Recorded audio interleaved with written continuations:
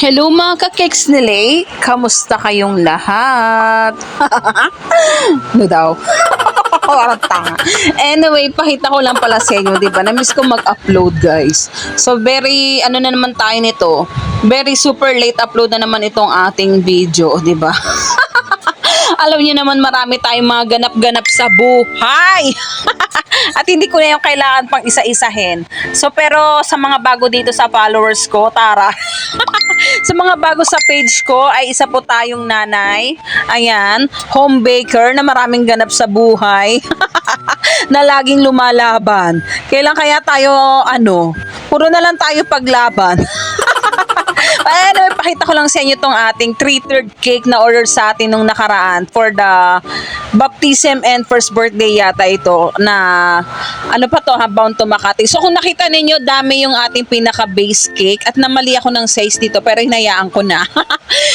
Parang 14 or 12 yata yung size ng ating bottom na dami at binalutan ko nga siya ng cling wrap pero mali ako. Hindi ko pala dapat siya binalutan. Tinanggal ko rin. Dinirekta ko na yung chocolate kasi dudulas yung ating icing. So ayan, dahil icing nga pala yung kanyang pinaka-cover, so hindi advisable na i-cling wrap ko kasi dudulas nga yung yung icing. Kaya ang ginawa ko, ayan, nilagyan na lang natin siya ng chocolate ganache para dyan direct didikit yung ating pinaka-frosting or yung icing natin na whipped cream. So yun, whipped cream po yung ating gamit. So 10 by 3 lang dapat tong ating bottom pero naging 12. O diba, kita niyo yan. Pero okay na yan, pamigay na yan. So then yung next next tier natin is 8 by 4. Yung size, yan. So 8 by 4 o 8 by 3 yata to. Sa tagal ng nakalimutan ko na. But ayan, choco moist cake and ayan, ang ating ginamit na rito palaman is mocha frosting. Yan, yung ganyan yung mga mixture nilang ga. Syempre, gaya-gaya tayo. Wala tayong originality, gayahan lang. So nasa iyo na lang yan kung paano mo i-enhance. Depende sa panlasa mo. Yung sumunod nating top tier is 6 by 4 or 6 by 3. Hindi ko na ulit matandaan kung anong size. Tignan nyo na lang.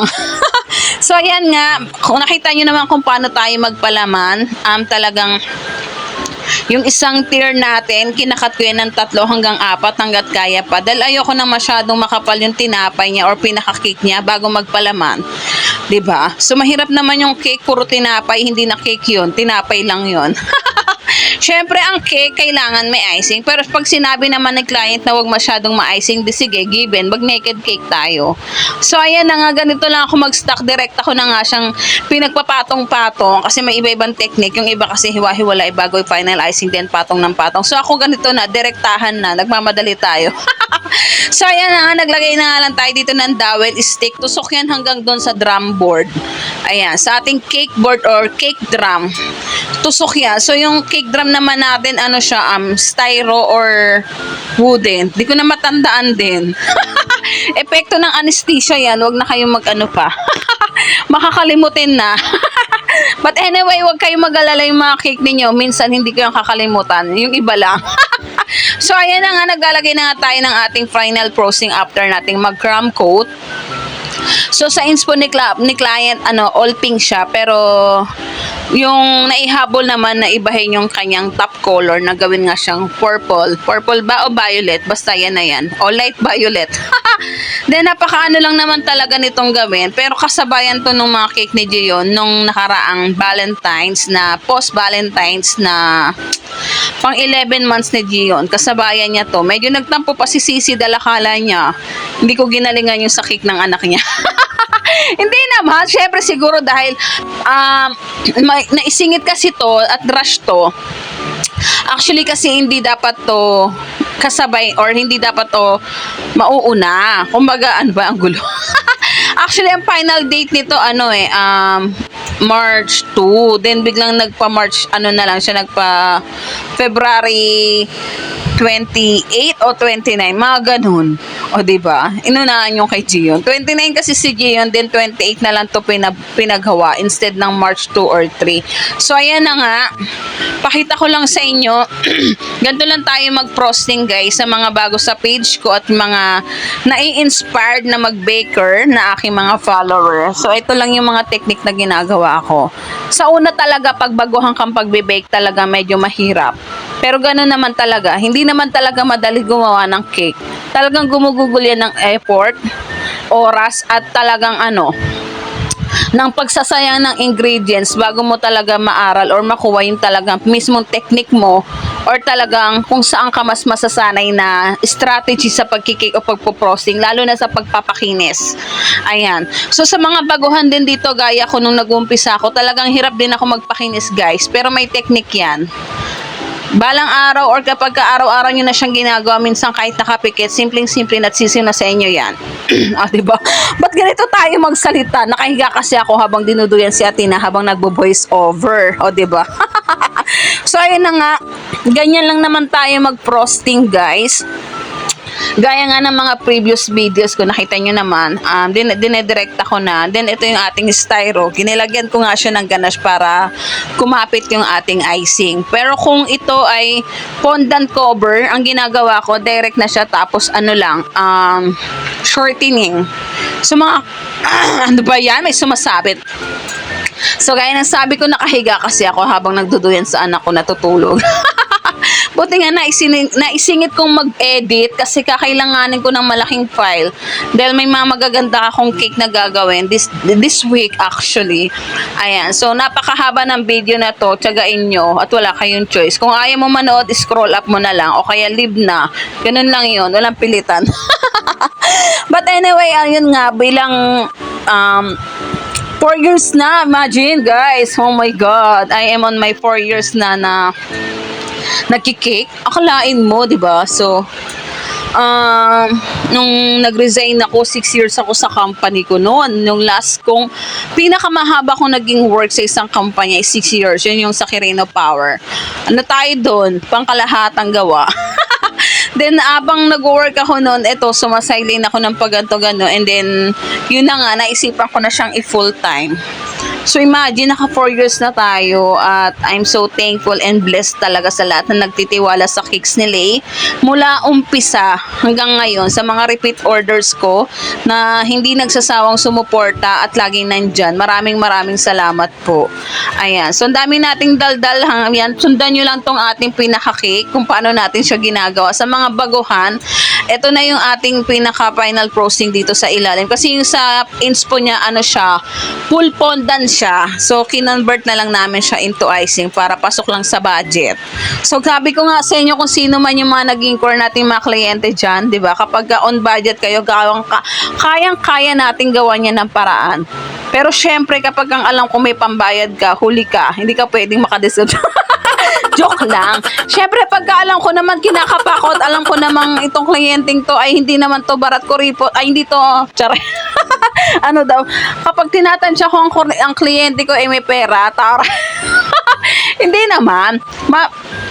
Okay guys, hindi naman talagang nagko-confirm muna ako ng pricing ko bago ako magbigay sa inyo. Kasi kapag alam kong medyo pricey siya o talagang alam kong mahal siya para sa akin, nag-aas muna ako sa iba kong kapwa baker kung worth it ba yung price na binigay ko. Syempre naman guys, nakadepende naman po yung yung cake natin.